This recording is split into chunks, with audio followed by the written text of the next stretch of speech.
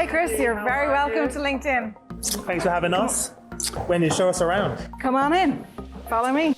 Wendy, so how did you get your job at LinkedIn? On LinkedIn. I was on holiday in Thailand, was checking my LinkedIn messages, and one of the HR directors from LinkedIn reached out to me. What was your first role? I was the HR Business Partnering Manager, setting up the whole HR Business Partnering community. And how long have you been here? Just over 7 years. What's your favorite thing about working at LinkedIn? Oh, the culture, it's amazing. One of the most sincere, fun, and innovative places I've ever worked. What's your favorite room at LinkedIn? My favorite room is this room, which is the center of gravity at LinkedIn, where we have our bleachers. We come together for lunch, for breakfast, for dinner, for events. It's really cool. What problem is LinkedIn solving? Actually, just here, right here, the economic graph. We are helping create economic opportunity for our over 650 million members around the world, and the rest in the future. So what does your morning routine look like? Super quick. I get up, shower, turn on TED Talk whilst I'm washing my teeth, so I'm learning something as I'm going, down, grab some breakfast, jump in the car and get into work. Fantastic, show us around. Okay, so we're going to start with the music room for all of our budding pop stars. Can you play, Chris? No, I'm pretty hopeless. What about you, Wendy? My talents lie elsewhere. Follow me. Wendy, did HR choose you or did you choose HR? Oh, I chose HR. Very deliberate decision, which is very unusual. Most people fall into HR, not me. I think it's one of the best professions you can be in. This is my favorite part of LinkedIn. This is where we come together to listen to our CEO every second week, where he is fully transparent about what's going on in the company. Really unique perspective. So we're going to go from here down to our wellness area. This is LinkedIn's other form of transformation. Have some nice classes going on. And then we have the gym itself. Some of our personal trainers here. Hey, if that's your thing, that's where people mostly go in the mornings and straight after work. And now we're going to go upwards. What's the biggest challenge in your career that you've had to overcome? Making a decision to leave a part of the world where I loved. I lived in the Caribbean for 5 years, working as a HR director there, and I just knew that my contributions weren't being as valued as I knew they could be in somewhere else, and so I had to resign, which is a tough call. How do you decompress? Netflix, reading a good book, and just going for a walk. What's one book you'd recommend and why? I've just finished Trevor Noah's Born in a Crime. Really good, highly recommended, particularly if you're passionate about diversity. Top HR skills? Commerciality, agility, and tenacity. What's your favorite online resource? LinkedIn, of course. How do you leverage data at LinkedIn to drive the future of work? I use data every day, both in my current role and my role as the head of HR previous to this role. It's all about understanding not just the data, but the insights and what does that really mean. And so really getting comfortable with data is really key.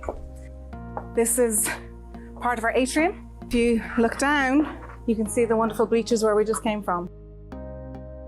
Was that part of the design for it to be at the heart of the business? Yeah, it's all about connection, because that's what LinkedIn's all about. It's about your network, it's about leveraging your connections. We are essentially getting involved in all elements of human capital management. So in the past, we've been very much known as just pure talent acquisition, but now we provide learning tools, we provide processes and tools around engagement, sales solutions, and of course, advertising and marketing. A really important question for you now, Westlife or U2? Ooh, that's tough. Probably Westlife, because I'm a pop girl. My cred is now gone, that's it. The journey's never easy, right? There are bumps along the way. What was the biggest mistake you almost made? Accepting a job for a role in the UK at the same time I was offered the LinkedIn job here. And so it was money versus potential dream job. And thankfully, I went for the dream job, and 7 years later, I'm still here at LinkedIn. What's the highlight of your career so far? Growing this organization. So when I joined the headquarters here in Dublin, we had about 180 people. We're now 1,600, and it'll be over 2,000 in a couple of months. And then the whole region, growing those offices, opening new offices. It's just a fantastic thing to be involved in what is akin to a startup. Where can HR add the most value to the business? I definitely think in terms of helping CEOs and the executive leadership teams understand what the mega trends are in the world, how data can help them solve some of their biggest problems, and how we as HR professionals are no longer fluffy. We are here to bring commerciality and enable companies to win. How do you maintain good work-life balance? I've struggled. I genuinely struggled. But I've been baking a little boy in here, 6 months on the go, so a few more months and I'll be having a whole lot of time off. And that's when all the craziness starts. So this is one of our 2 baristas here at our LinkedIn headquarters in Dublin. So it's very noisy. People love their coffee. Follow me out to the outside. Will we go towards the honeybees? Yeah. So we believe in sustainability at LinkedIn, so we actually have our own honeybees. I thought that was just a rumour. Oh no, we actually have hives, and I'm not sure if you'll be able to see them from here. Also all the herbs that are planted here, so we use all of the herbs in our own cooking. We've 22 chefs serving 1,600 people a day, 3 times a day. It's a pretty hectic place to work. This is Dublin. Wow. Lots of economic growth. Always a good sign when you see cranes. What's one thing that people seem to misunderstand about you? That there's a perception that I'm always calm, cool and collected, and that's just not true. I just have a good game face. What makes you feel inspired? Listening to people talk about their true, authentic stories, and people that have gone through really difficult times in their life and come out the other end as a better person. How would your friends and family describe what you do for a living? They couldn't, they have no clue. My mum thinks that I do something with people, something with computers, that's about it. On a scale of 1 to 10, how weird are you? 6.5. What are you not good at? Oh, so many things. In work, the big one is saying no. So I am very lucky to have an EA, and she's constantly giving out to me that I just keep saying yes too often. At home, it's cleaning. It's just not my favorite thing to do. If you had your own billboard, what would it say and why?